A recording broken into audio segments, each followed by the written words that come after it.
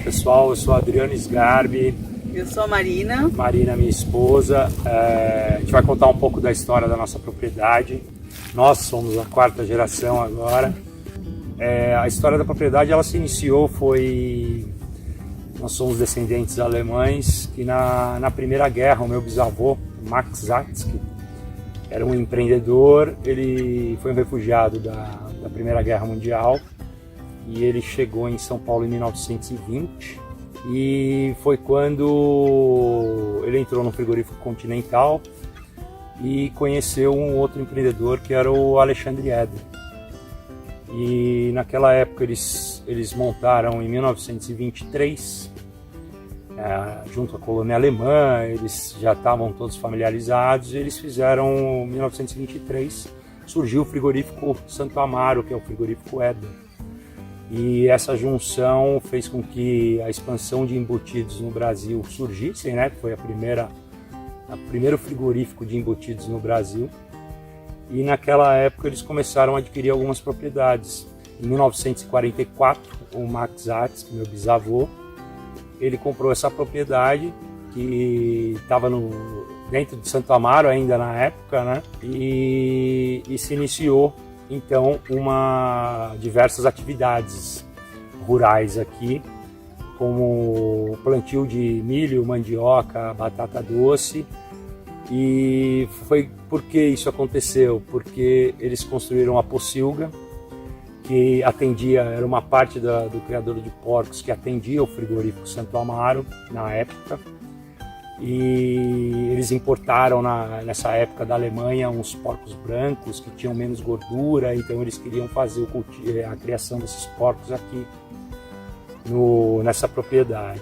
Existiam outras propriedades que na época os embutidos eram só 3 funcionários, saía de charrete dos bondes de Santo Amaro e o bonde para Sé, e saía outra charrete para fazer entrega para os comerciantes da região. E os alemães que já moravam aqui eram os maiores consumidores desses embutidos, porque já era uma cultura alemã, e o brasileiro ele foi se encantando com isso, e aí foi expandido o frigorífico. Em 1944, foi quando foi adquirida a propriedade. Isso tudo aconteceu através da represa Guarapiranga, né?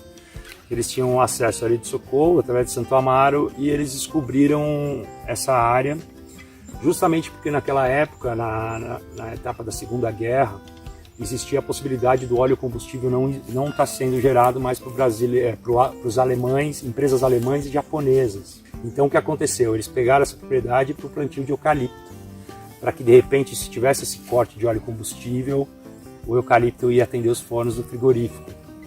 E tudo isso foi a barco, porque aqui não tinha acesso de estrada. E aí em 1950 eles construíram essa pocilga, que teve a criação dos porcos, que também atendia uma parte do frigorífico. E em 1960 foi feita uma olaria. Essa olaria ela foi feita justamente para reduzir custos com o transporte, né? Então eles fizeram a olaria para atender todas as casas dos colonos, que eram os colaboradores da parte do sítio, tanto na parte do plantio de milho, mandioca, batata doce, como também da extração do eucalipto. Nessa época viviam 5 famílias que trabalhavam para o sítio. Isso terminou em 1986, quando o Max já tinha falecido em 73 e logo em seguida o Alexandre Eder em 79, e ficaram para os filhos. Aí teve infelizmente aquela divisão de sociedade, os primos não se bateram e foi desativado a pocilga em 1989. E a partir daí ficamos um bom tempo com a área inativa, né, sem produção. Foi quando eu e a Marina resolvemos nos mudar para o sítio e viver do sítio. E foi aí que começou a surgir a ideia do Planta Feliz. E a ideia do Planta Feliz, ela começou na verdade comigo em 2009, onde eu comecei a questionar onde enviar os meus resíduos orgânicos e adquiri minha primeira composteira doméstica. Aí com o tempo foi passando, divulgação em redes sociais, as pessoas queriam saber por que as minhas orquídeas davam flores mais vezes no ano, estavam sempre bonitas, as minhas plantas. E eu sempre respondia que era o adubo que eu produzia. E depois de um tempo eu passei a vender esse adubo que eu produzia, comecei a coletar resíduos orgânicos nas casas das pessoas, a princípio gratuitamente, para gerar mais adubo e mais resíduo. Em 2015 eu criei a marca Planta Feliz. Em 2016 nós começamos a namorar, e aí eu já contando um pouquinho mais do que eu imaginava, né, do que poderia ser a Planta Feliz. Em 2017 nasce a nossa bebê, a Valentina, e aí já fortalece a nossa vontade de sair de São Paulo e vir morar no sítio. E isso se concretiza em 2018, no começo de 2018 a gente muda para o sítio com esse propósito, né, de viver do sítio para o sítio e transformar a Planta Feliz, né, em algo maior. E aí eu não conhecia, foi quando eu conheci aqui a antiga Pocilga, né, e aí fiz essa infraestrutura que estava praticamente abandonada dentro do sítio, e a gente começa a mexer para transformar, né, em um espaço que pudesse receber resíduos orgânicos em grande escala e fazer a compostagem desses resíduos. E em 2020 a gente é acelerado pelo Liga os Pontos da ADSAMPA, que dá um gás maior, né, um ânimo para a gente dizer, tipo, é possível. Junto à pandemia nós iniciamos a nossa coleta de resíduos orgânicos, e foi quando a gente passou a viver 100% do sítio para o sítio, né? E nós dois trabalhamos agora para o Planta Feliz. Exatamente. Então, aí o Planta Feliz, na verdade, a gente pensou, ele não precisa ser só um pátio de compostagem, né? A gente está num espaço amplo que já teve no passado, nos anos 2000, meu pai, o Carlos Alberto Sgarbi, ele montou uma empresa Fórmula Verde, que era só plantio de orgânicos. E ele levava de Kombi nos anos 2000 para ser a GESP, para abastecer a parte de orgânicos em algumas regiões de São Paulo. E ele ficou por um bom tempo, e isso fez com que a gente também fala, se o orgânico aqui já deu certo no passado, por que a gente também não pode fazer esse braço do Planta Feliz?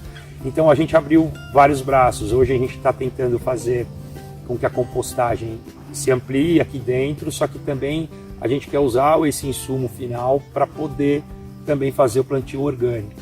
E além disso, um turismo rural, que a gente está dentro da Mata Atlântica, a gente tem uma fauna e uma flora abrangente aqui dentro, que pode ser muito explorada, principalmente pelo turismo, e a gente quer que as pessoas pisem nesse lugar, sintam o cheiro desse lugar e vivenciem essa experiência aqui com a gente.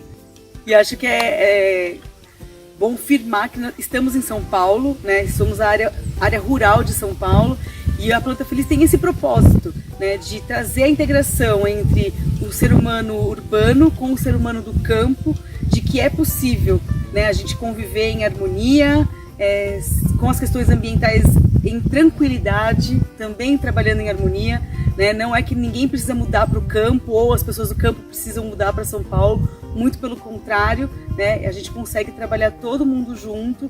Aqui estamos para fazer, né, a compostagem dos resíduos, para mostrar que é possível ter uma agricultura deliciosa, né, na sua mesa todo dia, e que é possível você ver vários animais selvagens o tempo todo, e estamos todos em São Paulo. E pelo fato de você estar dentro de São Paulo, você ter uma vivência dessa, eu tô a 15 minutos daí, e eu não conheço esse lugar. E não é só o Planta Feliz que existe, na verdade são N produções rurais que existem aqui, campos, sítios, chácaras, que existem uma história, existe uma família ali com uma agricultura familiar ou não, ou uma produção grande, que você tem nascentes, você tem cachoeiras, você tem tudo em Parelheiros. E você está dentro de São Paulo. Imaginar isso, muitas pessoas da área urbana ainda não conhecem, e é o momento certo de você poder desfrutar disso tudo.